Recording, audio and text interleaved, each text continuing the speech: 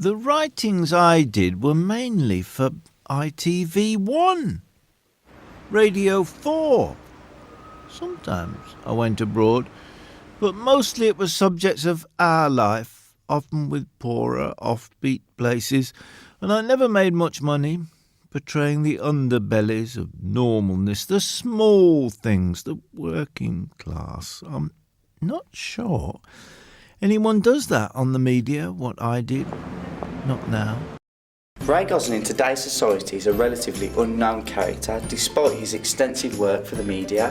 His work as an English broadcaster, journalist, author and gay rights activist seems to span 50 years. His work seems to permeate through the Nottingham social scene from his down-to-earth attitude on reporting. As a group, we've got together to experience his archive and learn a bit more about an important character in Nottingham's history. He was very verbose. He would try to shock people with some of his opening gambits. Well, complicated character, yeah. He had so many different aspects. He sort of had to manage that as well, his own personal life, as well as going away and doing all these really intensive things for the BBC. You can't describe Ray Gosling in one word. It was complex, contradictory, and a very, very nice human being. I'm in room 218 of the Mary and Evans building of the Clifton campus of Nottingham Trent University.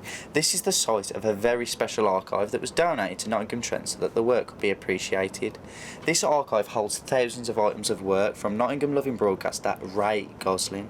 Nottingham is Queen of the Midlands, a pomp about the place. The art and tech looking like the Palace of Culture the Russians built for the Poles in Warsaw. And that's some centre is Slab Square. In area, in space, none of your clock tower nonsense. Sheer northern rawness. Big, pompous. It was the true heart of the city. Now what I've got in my hand here is a catalogue of all these thousands of items.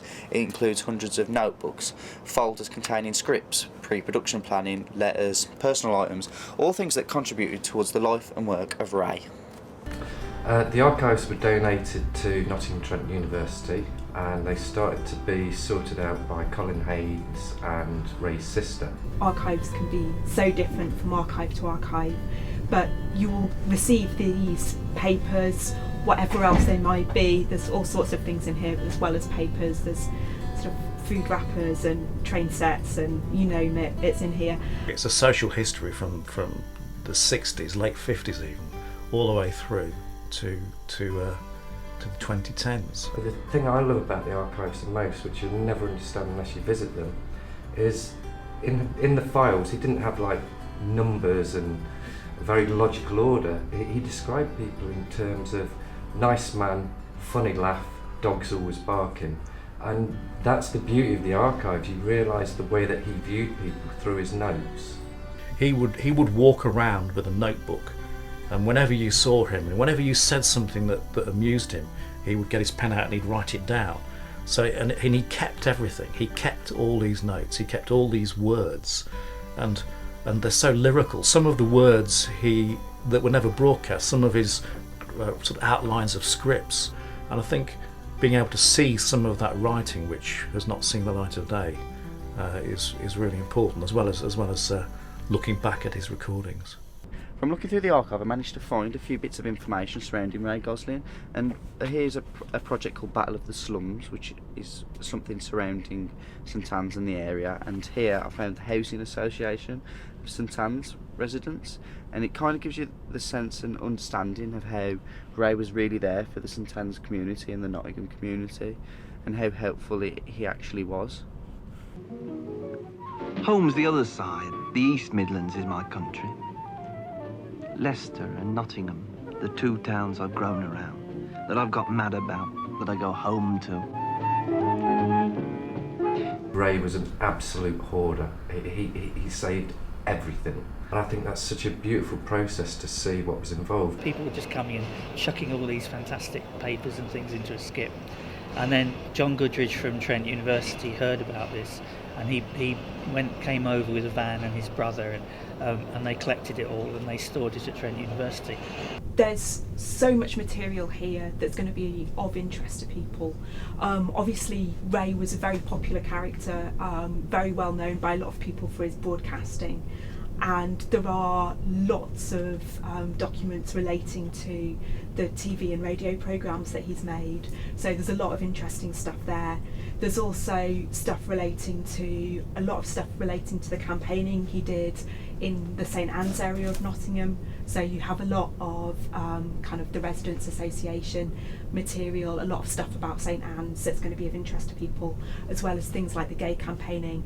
Many of the people within the interviews knew Ray Gosling personally and all have their own individual story to share. When I interviewed him, and the interview lasted 3 years, because that's just the way it is with Ray, he would always be turning it round. He'd start interviewing me. So I'd sit down and say, "Hi Ray, what have you been doing today?" "Well, I've been doing this." "What about you? Where did you get that jacket from?" "It's a brown cliched university lecturer's jacket. What's the matter with you?" And you couldn't help but like him.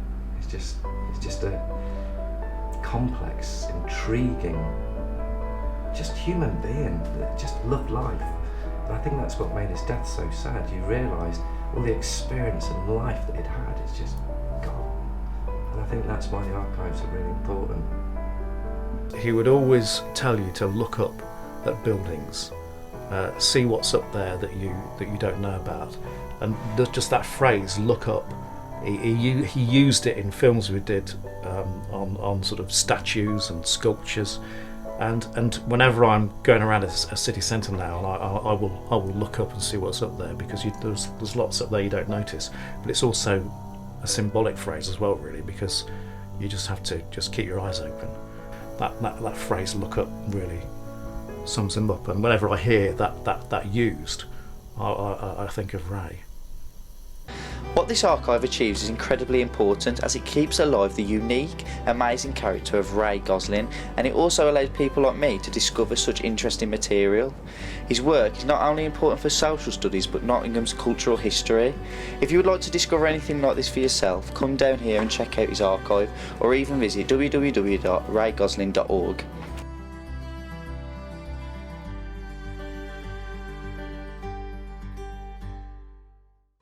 It was worth taking part in life fully, properly, with spirit, not just letting big people, authorities do whatever they wanted to do.